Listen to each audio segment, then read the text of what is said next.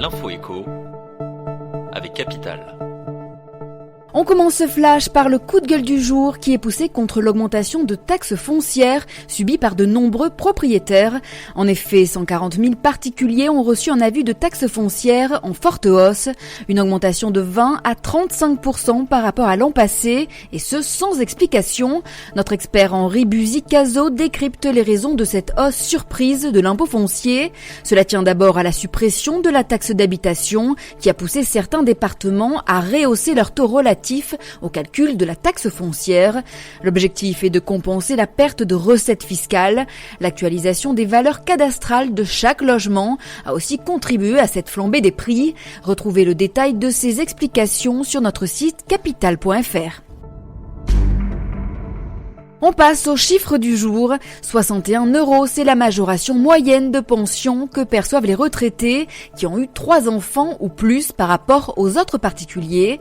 En 2018, ils étaient plus de 5,5 millions de retraités à profiter de ce bonus de 10% de leur pension. Problème, ce dispositif est jugé inégalitaire car il profite plus aux hommes qu'aux femmes.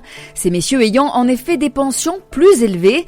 C'est pour mettre fin à cette inégalité que Jean-Paul Delevoye, le haut-commissaire à la réforme des retraites, suggère de remettre à plat le principe.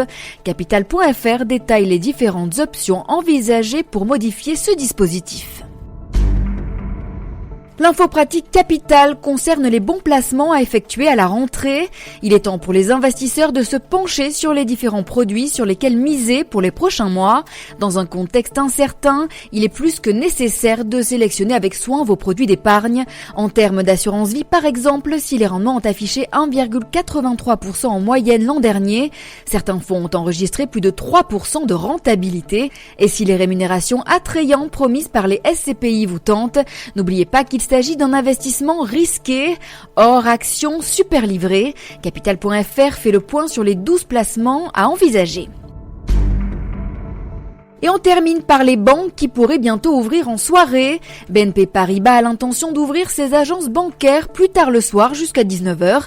L'objectif de cette adaptation des horaires d'ouverture est d'augmenter le business en s'adaptant au mode de vie des clients. BNP Paribas n'est pas la première banque à souhaiter améliorer son accessibilité vis-à-vis des travailleurs urbains. LCL avait annoncé en octobre 2018 l'ouverture jusqu'à 20h de plusieurs agences de l'ex-Crédit Lyonnais à Paris et en région. Une expérimentation qui a duré 3 mois.